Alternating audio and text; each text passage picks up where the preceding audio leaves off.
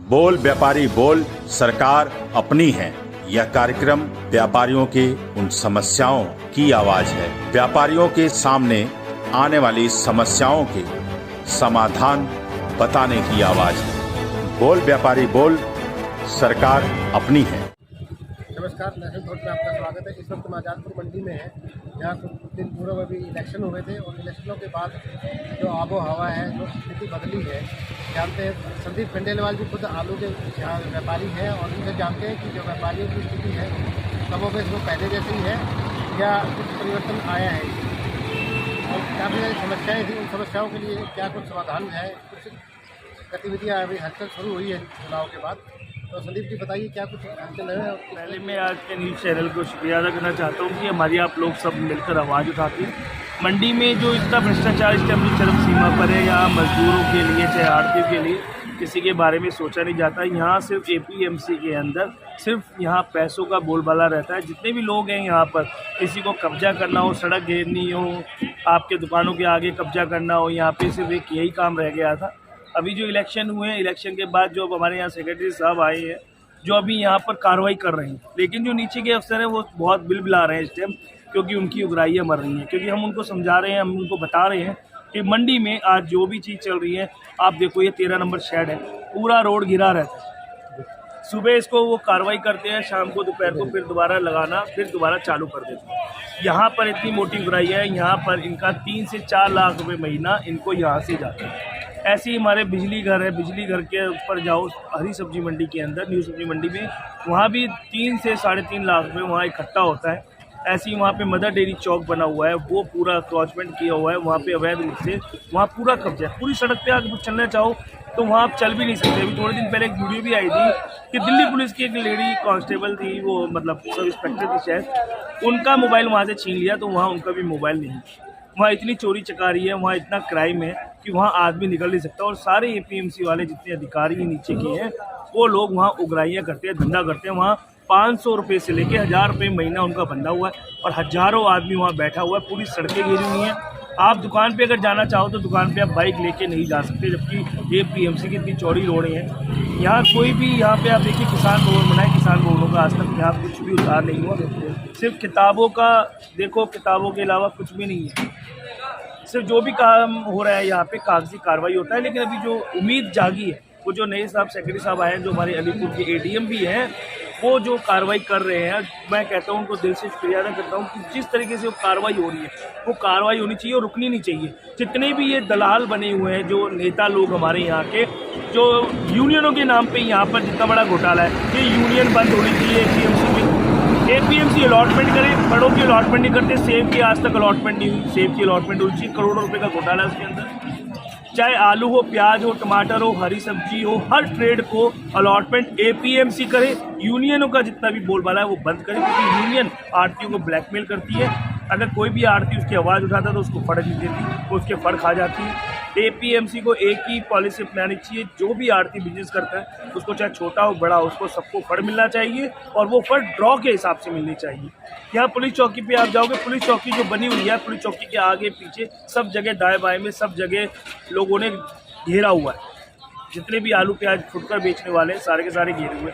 उसके बाद आप अवैध पार्किंगों में आ जाओ, अवैध अड्डे आ जाओ, जो सुबह से लेकर शाम तक गाड़ी खड़ी रखते हैं। यहाँ पर एपीएमसी में 5 या 6 अड्डे अलॉट हैं और वहाँ पर आप यहाँ हज़ारों अड्डे देख लोगे, जो जगह जगह अड्डे बने, जगह जगह कब्जा कर लेते हैं। जगह जगह लोगों को परेशानी का सामना उठना पड़ता है। अगर पल्लेदार अगर हमारे यहाँ से जाता है, अगर वो कॉपी लेके जा रहा है, तो उसको बैग से बच के, तो पैसे बच के उसको चोरी मार दो। ये भी बहुत बड़ी घटना है। यहाँ हमारे सीसीटीवी कैमरे बिल्कुल नहीं है। सीसीटीवी कैमरे अगर देखोगे तो यहाँ पे मुश्किल से जो पुलिस प्रशासन के चल रहे हैं वही चल रहे होंगे, एपीएमसी के कोई भी नहीं है। टेंडर हो जाता है, टेंडरों के बाद वो कहाँ जाता है कहाँ नहीं, कुछ नहीं पता। यहाँ अगर कोई भी कंप्लेंट करनी हो, जितने टीन शेड बने हो, फुटपाथ बने हो, आप देखो सारे लो क्लास बने हुए हैं, और जबकि इनका जो बैटरी लगता है वो हाई क्लास में लगता है। यहाँ इतने घोटाले एपीएमसी के हैं, अगर हम बात करने लगे तो मुझे लगता है सुबह शाम हो जाएगा। किसानी भवन जो बनाया हुआ है ना, उन्होंने किसानों के लिए कभी खोला ही नहीं है। वो उन्होंने जितने भी बाहर के होटल है उनको बनाने के लिए जो किसानों का गेस्ट हाउस है वो बर्बाद कर दिया। एपीएमसी के अंदर अभी थोड़े टाइम पहले की बातें ज़्यादा दूर की नहीं है, शीला सरकार के टाइम पे भी यहाँ पे कैंटीन हुआ करती थी, जिसमें 18 रुपये मजदूरों को और सबको आड़ती भाइयों को खाना मिला करता। वो कैंटीन कहाँ गई? जबकि गवर्नमेंट सब्सिडीज़ देती है, सब कुछ देती है, तो यहाँ बनाने में क्या दिक्कत है? इतने बड़े बड़े वादे करती है कि हम मजदूर भाइयों के लिए करेंगे। सिर्फ वोट की राजनीति है क्या? यहाँ पे जितने भी लोगों को अगर काम करना चाहिए, मजदूर के हितों के करना चाहिए, किसानों का करना चाहिए, तो यहाँ किसानों के हित के लिए जितने भी किराए के लाइसेंस है वो बंद होना चाहिए। किसानों की जितनी भी फसल है उसके दाम मिलने चाहिए। यहाँ जितने किराए के लाइसेंस बेचने वाले हैं वो लाइसेंस लेते हैं आड़तियों का, और वो लाइसेंस लेके 2-4 महीने काम करेंगे, साल करेंगे, वो किसानों की रकम लेके चंपत हो जाती है। उसके भी आप देखो डिस्प्यूट कमेटी के अंदर कितने केस चल रहे हैं जो आज तक हल ही नहीं हुए। अगर वहाँ देखा जाए तो 5-5, 6-6 साल हो जाते हैं, कोई हल ही नहीं होता है किसी में। जो लाइसेंस बनता है नॉन ट्रांसफर होते हैं, कैसे होते हैं? नहीं, लाइसेंस ट्रांसफर होती है, सारा कुछ इनमें एक एक्ट के अनुसार ही बनाया जाता है। इसमें लिखा हुआ भी है जो भी किराए के लाइसेंस है वो APMC वैलिड नहीं करेगी। अगर वो पकड़ा जाता है तो आप यहाँ पे लाइसेंस रद्द कर सकते हैं। नहीं होता है? बिल्कुल होता है, सब होता है, लेकिन कायदा करे कौन? बैठे तो अफसर लोग हैं ना। जब वहाँ चढ़ावा चल जाता है, अब यहाँ आलू शहर में प्याज बिका था, अभी नए सेक्रेटरी साहब आए, उन्होंने प्याज हटा दी। अगर जब यहाँ पे जो चीज़ बिकने के लिए अलॉट किया हुआ है, अगर वही चीज़ नहीं बिकेगी तो वो कहाँ बिकेगी? वो तो आके यहाँ पे कब्जा कर लेंगे। किराए का लालच होता है, मजदूरों का लालच होता है, पैसे खाने का लालच होता है, वो अपना पैसा खाएंगे। मजदूरों का कोई नेता बन के आएगा, वो मजदूरों से कहेगा लाओ जी 200-250 रुपये दो, आपकी यूनियन बन के जा रही है, तो मजदूर भाई भी कहेंगे चलो जी हम 200-250 रुपये उधार हो जाएगा, मजदूर कार्ड बन जाएगा। मजदूर कार्ड के नाम पे पहले जब जो केजरीवाल सरकार ने बनाया था, कम से कम 64 लाख रुपए इकट्ठा हुआ था, जो आज तक पता ही नहीं है। मजदूरों से पूछ लो आप, ये मजदूर भाई खड़े हुए हैं, वो 64 लाख रुपए का हिसाब लेने जाओ तो वहाँ मजदूर कार्ड के नाम पे से 300, 350 और 500 रुपए के नाम से इकट्ठा हुआ था, वो पैसा कहाँ गया? इस वक्त देख पा रहे हैं कि हम साइड नंबर 13 के आसपास से, जो पहले रिक्रूटमेंट बहुत ज़्यादा थी, बहुत सारी खबर थे, कार्रवाई साहब सेटिस्फाई किया। अभी जिस हिसाब से कार्रवाई हो रही है पूरी होनी चाहिए। अभी वो कार्रवाई जो कुछ घंटों की होती है वो पूरे दिन की होनी चाहिए।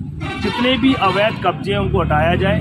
यहाँ मजदूरों के लिए जो बना हुआ है शेल्टर होम हो, वहाँ पर या इनके खाने के लिए वहाँ पे खाने का प्रबंध होना चाहिए। यहाँ जगह जगह जो रेडियाँ लगी हुई है वो क्या खाना सही देती है? क्या वो खाना ढंग का बना के देती है? मजदूरों से पूछो, वो बताएंगे कि यहाँ खाना खाने के लिए भी अगर ढूंढा जाए ना तो ढंग का खाना कहीं नहीं मिलता।